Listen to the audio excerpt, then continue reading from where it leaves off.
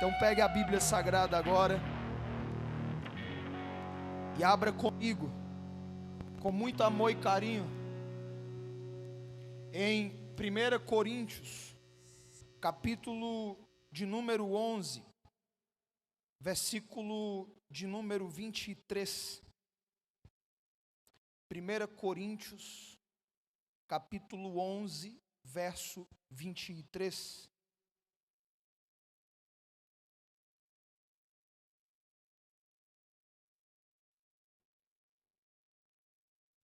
Na medida que você for encontrando, diga amém. Está aqui no telão, na tradução ACF.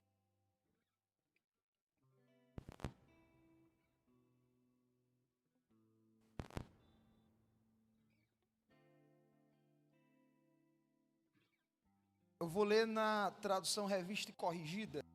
É quase a mesma coisa da Almeida Corrigida Fiel, da ACF, tá? Algumas coisinhas diferentes, tá bom? Mas quase a mesma coisa.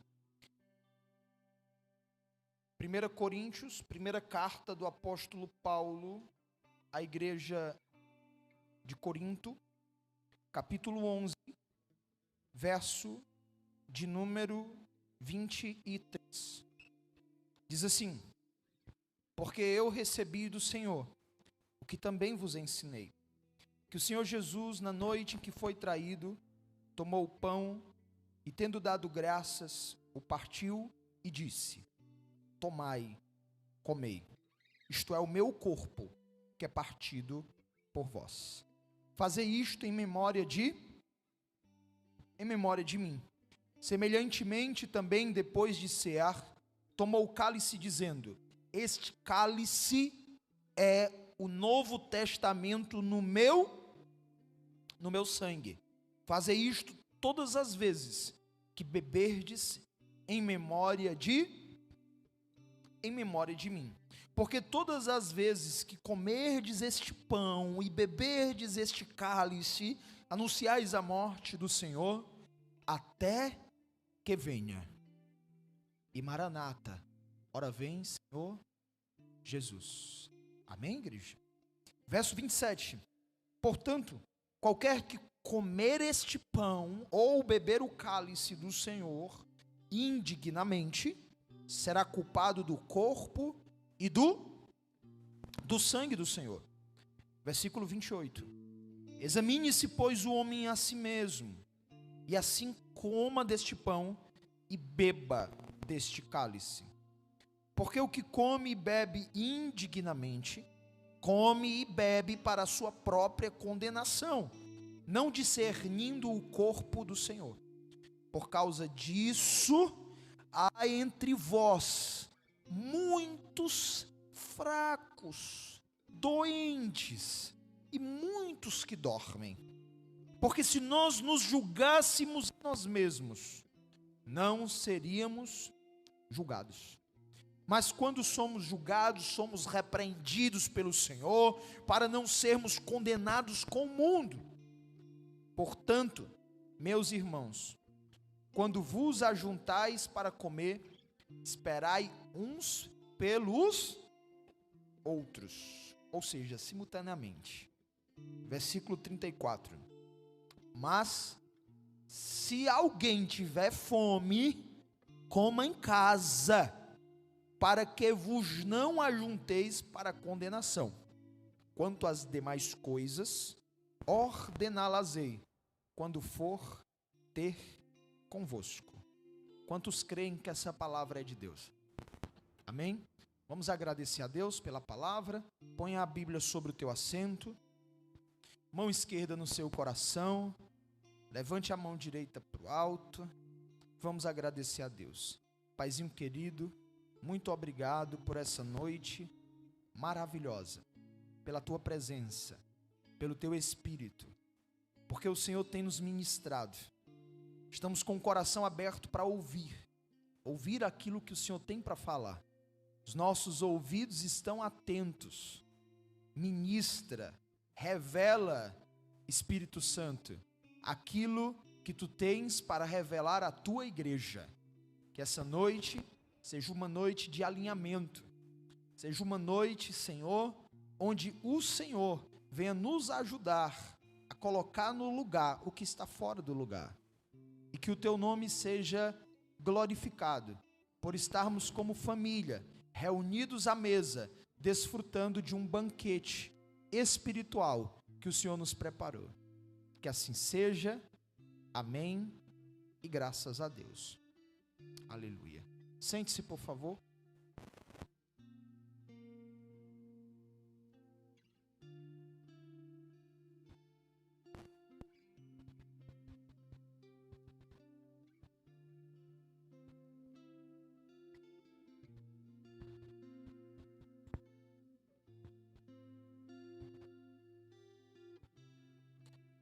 Amém, queridos? Todos acomodados? Alguém do louvor, do som, dá só uma olhadinha o que é esse mau contato aqui no altar?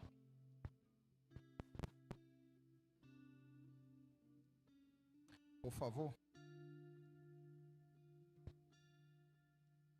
Nós temos uma chamada como Igreja do Senhor Jesus. E talvez você esteja aqui e você não entenda o que é igreja. Igreja não é 4 paredes. Igreja não é onde você vai. Igreja é quem você é. Isso nos traz uma profunda reflexão, porque nós temos que parar para pensar. Eu tenho sido igreja? Eu tenho sido a igreja do Senhor se movendo na terra? O que é ser igreja? A igreja nasceu quando nasceu o Novo Testamento. Não sei se você sabe disso, mas a Bíblia Sagrada ela é dividida em 2 testamentos. A igreja nasceu quando surgiu o Novo Testamento. Quando que o Novo Testamento surgiu? Quando Jesus veio, na primeira vinda de Jesus. Quando João 3,16 diz assim: Deus amou o mundo de uma tal maneira que deu seu único filho, em algumas traduções tem filho unigênito, que significa único filho, para que todo aquele que nele crê não pereça, mas tenha a vida eterna. O perecimento já era garantido por causa do pecado. Se eu não me engano, Romanos 3:23 vai dizer: todos pecaram e destituídos estão da glória de Deus. Então não tinha outro caminho para o homem. Porém, todavia, Deus criou o homem para estar perto dele. Deus criou o homem para se relacionar com ele. Quando o homem cai lá no jardim do Éden, esse homem é separado, distanciado de Deus. Deus inicia um plano de salvação, ou plano de redenção, para trazer o homem de volta para a sua presença. Por que que o texto de João 3,16 vai deixar claro que Jesus era o único filho, o filho unigênito? Porque ele quer evidenciar aí que a partir de Cristo, aquele que nele crer, aquele que receber a Jesus de verdade como seu Salvador e Redentor, ele também passa a ser filho de Deus. Aí Jesus deixou de ser o unigênito e passou a ser o primogênito. O unigênito é único, agora ele não é mais o único. Ele passou a ser o primogênito, que é o primeiro, porque depois dele muitos outros vieram.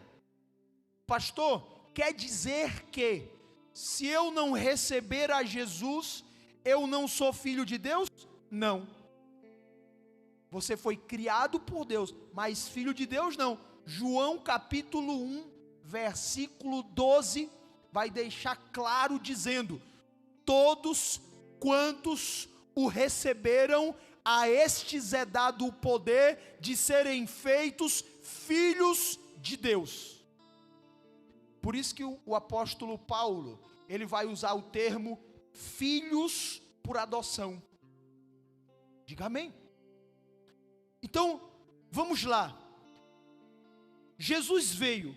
Quando Jesus veio, inicia-se o Novo Testamento.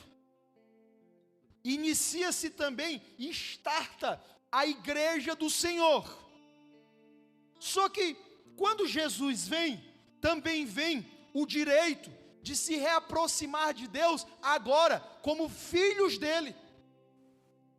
Ou seja, se eu voltei para perto de Deus por causa da pessoa de Cristo, do Messias, de Jesus, e agora eu estou perto de Deus como filho, então eu faço parte da família de Deus,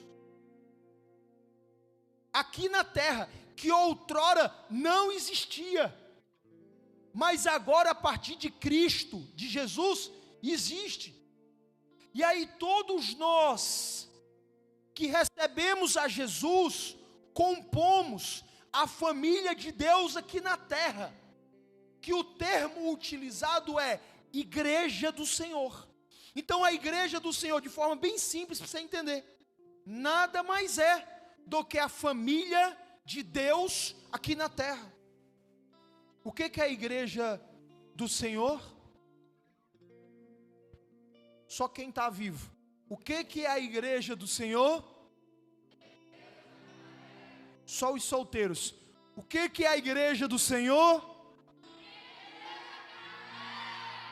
Vocês estão se preparando, né? Só os casados. O que é a igreja do Senhor? Ficou aí meio, mas não dá para ganhar dos casados não, viu vocês? Os solteiros, até quando eles se saem bem, eles perdem. Há quem diga que ser solteiro é uma desgraça, bom é casar. Pastor, eu não concordo com isso não. Quando você casa, você amadurece o que você precisaria de anos para amadurecer, você amadurece em meses. Se você estiver com a decisão consolidada no coração de viver uma vida em maturidade, porque o imaturo não, o imaturo ele faz é destruir o casamento, a família, porque ele quer viver na infantilidade em tempos de maturidade, aí ele acaba com tudo,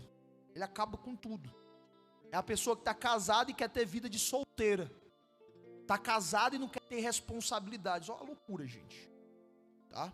Mas presta atenção, nós somos a igreja do Senhor. A igreja do Senhor não é quatro paredes. A igreja do Senhor é a família dele. É a expressão, um termo mais teológico, mais profundo, é a expressão da natureza de Cristo na terra.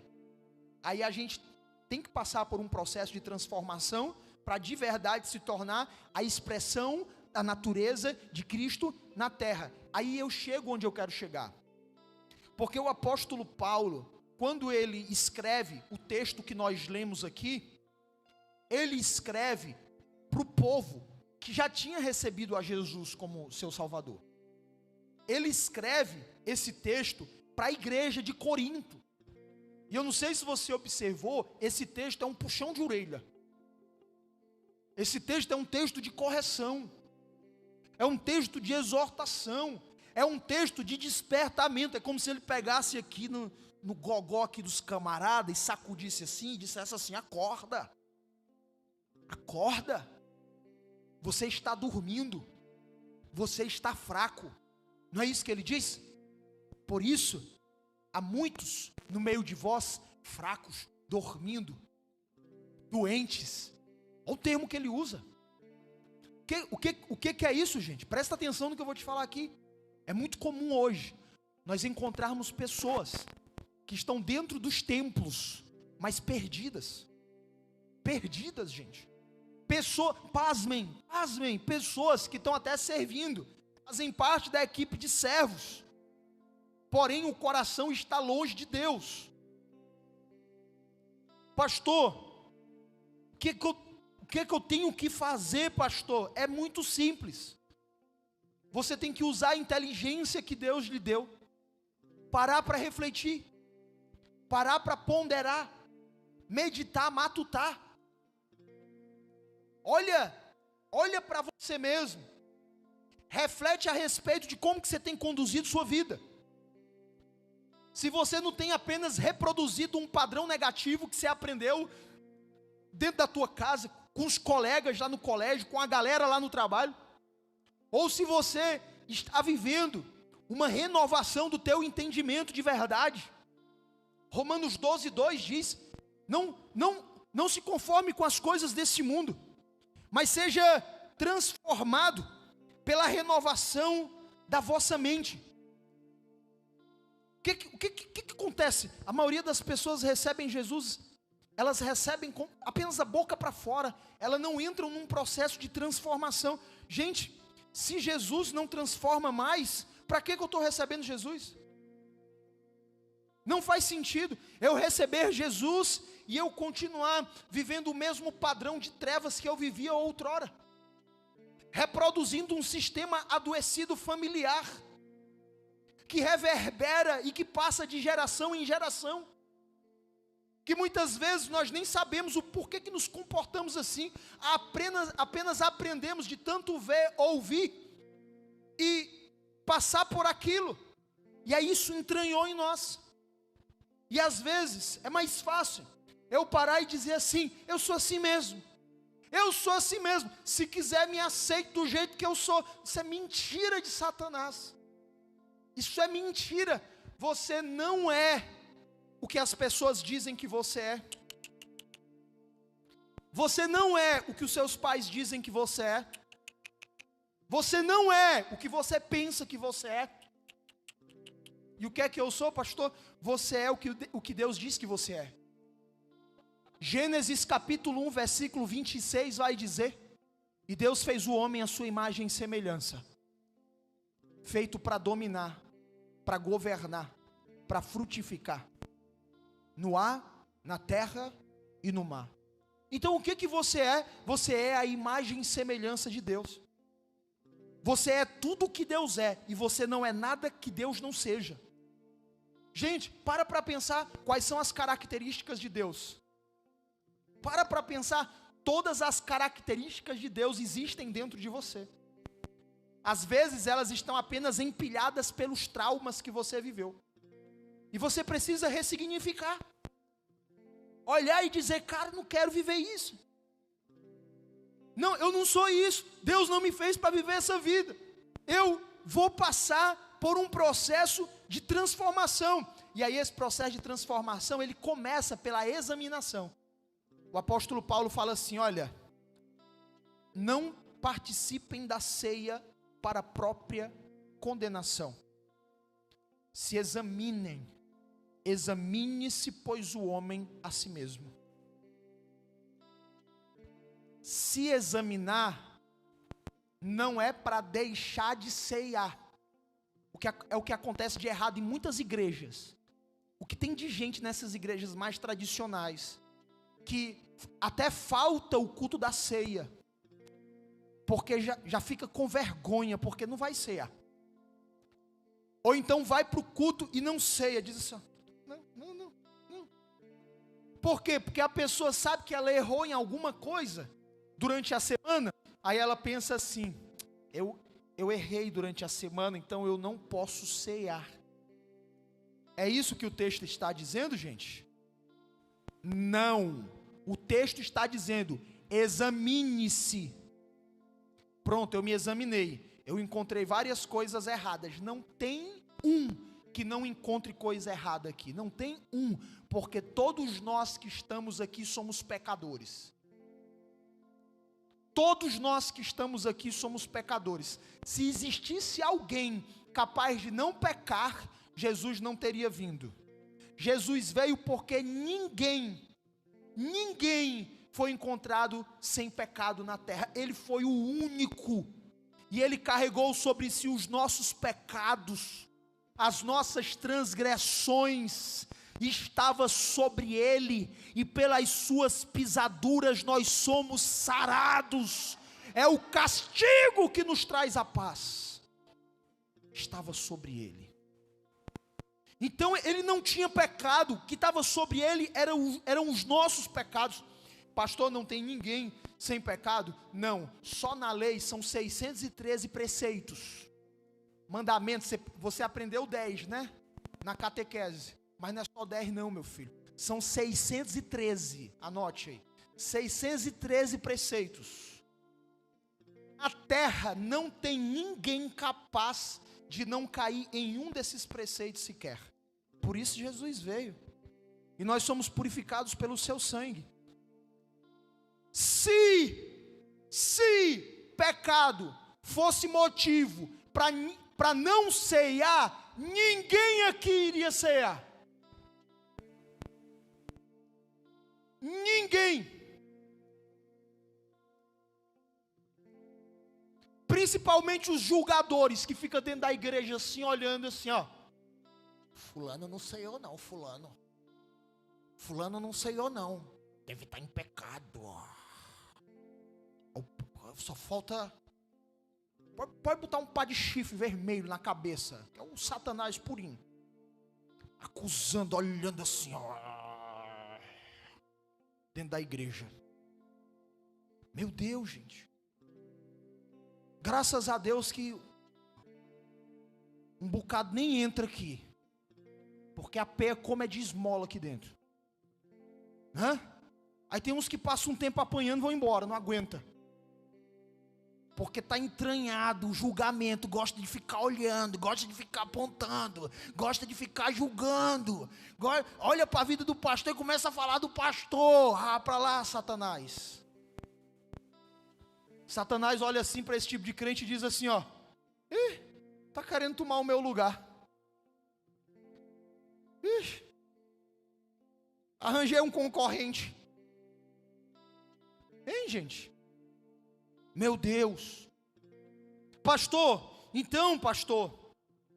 pera lá, se pecado não é quesito para deixar de ceiar, pastor, o que o apóstolo Paulo quer dizer quando ele diz ceiar para a própria condenação? Escuta, pera lá, boa pergunta, você está se garantindo na pergunta. Ó, o que o apóstolo Paulo quer dizer? Ele está dizendo o seguinte: se você viver como um mero religioso, o que é viver como um religioso? É aquela pessoa que ela criou o hábito de estar no templo, envolvida com as atividades dentro do templo, porém, ela paralisou no processo de transformação. O processo de transformação inicia-se pela capacidade de se examinar. Então eu paro e eu penso, o que na minha vida está fora do lugar que eu preciso colocar no seu devido lugar? Pastor, o que isso quer dizer? Eu não estou entendendo essas metáforas, pastor, essa linguagem, pastor. O que isso significa? Pronto, vamos lá. Quantos trabalham aqui? Levanta a mão. Quantos trabalham? Ok. A maneira que você se comporta no seu trabalho condiz como um verdadeiro filho de Deus? Ou você é uma pessoa no trabalho que, quando Deus olha, Deus não se alegra com o seu comportamento, com a sua postura, com a sua linguagem, com as coisas que você faz lá dentro? O que é que, lá no teu trabalho, você olha e você percebe que está fora do lugar que você tem que colocar no lugar? É a tua linguagem? É o teu comportamento? Eu já tenho ensinado aqui, seja um funcionário para a glória de Deus. Seja um funcionário, que Deus seja cultuado através do teu profissionalismo. Que as pessoas possam olhar para você e dizer assim, cara, você é um profissional de mão cheia. Você é um profissional de mão cheia, é difícil encontrar alguém como você. O nome de Deus vai ser glorificado. O nome de Deus vai ser exaltado. Agora imagina, você só chega atrasado, dá mau exemplo, lá dentro do trabalho é reclamando, falando mal de todo mundo, falando mal do teu patrão da empresa, fofocando dos teus colegas de trabalho. Vai ter alguém que vai chegar e vai dizer assim, ó, é porque é crente. É porque é crente. Quem já ouviu isso, gente? De outras pessoas, não de você, claro. Aqui só tem gente, pessoas transformadas. Levanta a mão, quem já ouviu isso? Olha aí. A partir de hoje, né? Você não vai ter mais essas coisas, não. A partir de hoje. Seja um aluno para a glória de Deus. Como que você se comporta dentro do teu colégio? Quais são suas notas? Você é alguém que faz valer a pena o esforço do teu pai e da tua mãe? Como que você vive dentro de casa? Começa a analisar o que está desalinhado, que você tem que alinhar. Examine-se, pois, o homem a si mesmo. Pronto, encontrei algumas coisas aqui, pastor. Aí você vai fazer uma oração e você vai fazer um compromisso com Deus. Senhor, a partir de agora eu vou me esforçar para corrigir minha postura profissional, para corrigir minha postura acadêmica. A minha linguagem, eu vou mudar essa linguagem que eu tenho, que não glorifica o nome do Senhor. Eu vou mudar essa linguagem, eu vou ter uma linguagem de sabedoria. Senhor, dentro da minha casa eu tenho desonrado meu pai e minha mãe, tenho sido um filho preguiçoso, só faço as coisas reclamando. Senhor, me perdoa. O Senhor vai ser glorificado através da minha vida dentro da minha casa. Os meus pais verão Deus, verão o Senhor na minha vida. Olha, isso é a tua oração. Depois de se examinar, você faz a sua oração. Alinha teu coração com o coração de Deus. E a partir daí você come do pão e bebe do cálice. Ok? Isso é que é não ceiar para condenação. Entendeu? Aí se você está dentro da igreja local, dentro do templo, e você não se examina, você não para refletir, o que é que acontece? Você fica paralisado. As coisas ruins começam a multiplicar na tua vida. Tu está todo dia ou semanalmente no templo, porém, todavia, não está servindo de nada. Você começa a morrer espiritualmente, a ficar doente espiritualmente, ficar fraco. É isso que o apóstolo Paulo está falando aqui. Você entra num sono espiritual. Aí de repente, você começa a colocar a tua doença espiritual, a tua fraqueza espiritual, o teu sono espiritual, você começa a colocar na conta do pastor. Você começa a dizer assim, é porque o pastor isso, o pastor aquilo. O pastor não está mais isso, o pastor não está mais aquilo. Você quer começar a colocar na conta do ministério. É porque a igreja não sei o que, a igreja não sei o que lá. Linda, maravilhosa. Eis que te digo, mais tarde eu te dou um cheiro. Isso é uma revelação. Vai ter massagem também. Se arrepia, aí, levanta a mão, ô glória. Já sei. Qual é a chave? Eu me desconcentrei, eu já disse para ela, amor, não passa perto de mim quando eu estou pregando, porque eu me desconcentro. Deixa eu lembrar aqui o que eu estava falando. Sim, me lembrei. Aí o camarada quer colocar na conta da igreja. Aí ele vai e pensa assim, ó, eu vou mudar de igreja. Eu vou para outra igreja. Eu vou procurar outra igreja. Por que ele está fraco? Por que ele está doente? Por que ele está dormindo espiritualmente? Presta atenção. O apóstolo Paulo diz assim, quem tem fome, come em casa. Quem tem fome, come em casa. O que ele está querendo dizer? Tem coisa que você tem que fazer em casa. Tem coisa que você quer vir fazer na igreja local, no templo, mas você tem que fazer em casa. Porque se você deixar para fazer aqui, vai ser para a sua própria condenação. Por isso existem muitos que estão fracos, doentes e dormem. Querem orar só quando chega aqui. Não ora em casa. Querem estudar a palavra de Deus, a Bíblia, só quando estão aqui. Não lê a Bíblia em casa. Por que o apóstolo Paulo falou isso? Porque a ceia na época era um banquete. Só que a ceia é um memorial. Não é para matar a fome. Aí o que é que o povo fazia? O povo não comia em casa para encher o bucho na ceia. O povo não comia em casa para encher o bucho na ceia. Aí o apóstolo Paulo vai e dá uma cacetada neles. Olha, é por isso. Vocês estão confundindo as coisas. Vocês estão com a motivação errada. É por isso que você está fraco. É por isso que você está dormindo. É igual o pai e a mãe que quer colocar na conta da escola a educação dos filhos. A educação dos filhos, ela tem que vir de dentro de casa. Não é o colégio que vai educar os filhos. É o pai e a mãe. Mas o pai e a mãe negligenciam na educação dos filhos, aí quer colocar na conta do colégio esse boleto. Está entendendo, gente? Aí o crente não busca a Deus dentro de casa, não tem devocional, não tem vida com Deus, não ora. Aí começa a se esfriar espiritualmente e quer colocar nas costas do pastor.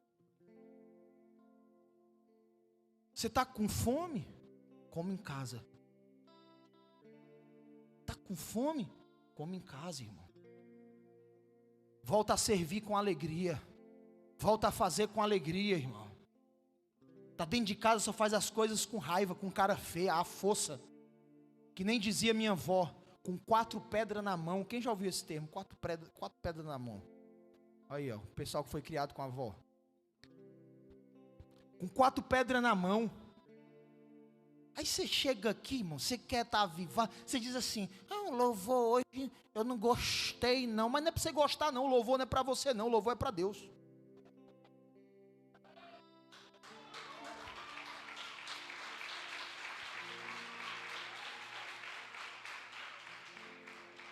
As coisas, é o poste mijando no cachorro.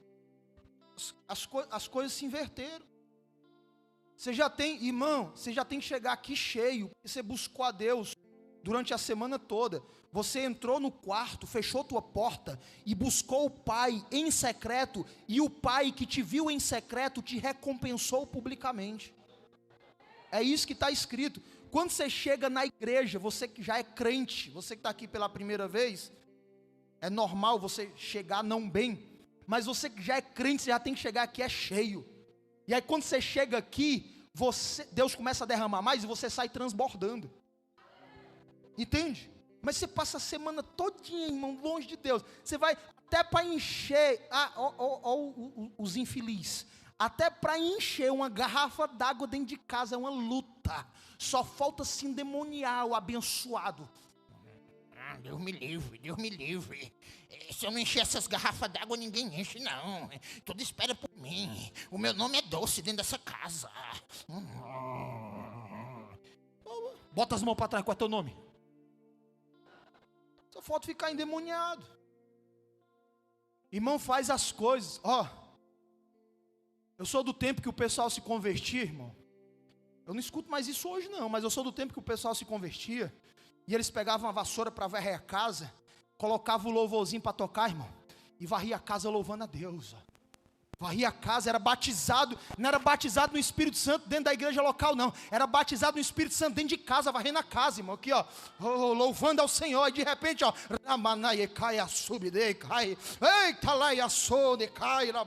varrendo a casa, irmão. Tomando banho. Lavando a louça. Você vai lavar a louça, irmão, com a cara do Satanás lavando a louça. Qual é teu nome? Irmão, bota um louvorzinho. Você não vai ver nem o tempo passar. Bota um louvorzinho, pega a esponja. Bota um sabão, irmão. Começa a louvar a Deus aqui, ó. Lavando a louça, ó. Começa a louvar, irmão. Oh, Deus maravilhoso. Ó, você servindo e glorificando a Deus, exaltando. Dentro da tua casa, irmão. Dentro da tua casa. A tua família vai olhar e vai dizer: tem alguma coisa errada.